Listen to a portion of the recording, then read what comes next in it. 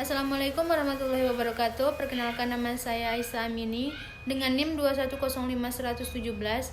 Di sini saya akan mempresentasikan topik ke-11 mengenai hak milik. Yang pertama, pengertian hak milik. Hak milik adalah hak untuk menikmati suatu benda dengan sepenuhnya dan untuk menguasai benda itu dengan sebebas-bebasnya, asalkan tidak bertentangan dengan undang-undang atau peraturan umum yang diadakan oleh kekuasaan yang mempunyai wewenang untuk itu dan asal tidak mengganggu hak orang lain. Selanjutnya, mengenai pembatasan hak milik. Dari pasal 572 KUH Perdata menerangkan bahwa batasan hak milik adalah undang-undang, ketertiban umum, dan hak-hak orang lain. Sementara itu, di dalam UU PA, batasan hak milik yaitu yang pertama, tidak dipergunakan untuk kepentingan pribadi tapi untuk kepentingan umum. Yang kedua, tidak menimbulkan kerugian bagi orang lain. Yang ketiga, harus dipelihara dengan baik. Yang keempat, pemerintah mengawasi penyerahan hak atas tanah. Dan yang terakhir, yang kelima, pemerintah mengawasi hak monopoli atas tanah. Selanjutnya yaitu ciri-ciri hak milik. Ciri-ciri hak milik dapat dilihat sebagai berikut. Yang pertama, hak milik merupakan hak induk terhadap hak kebendaan yang lain, sedangkan hak kebendaan lain merupakan hak anak terhadap hak milik.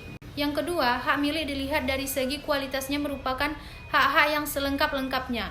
Dan yang ketiga, hak milik bersifat tetap, artinya tidak akan lenyap terhadap hak kebendaan yang lain. Sedangkan hak kebendaan yang lain akan lenyap jika menghadapi hak milik. Dan yang keempat, hak milik dalam merupakan hak yang paling pokok atau yang paling utama.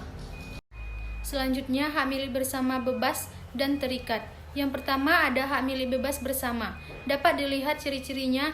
Yang pertama, para pemilik di dalam hak milik bersama yang bebas dapat meminta pemisahan dan pembagian terhadap benda yang merupakan hak milik bersama.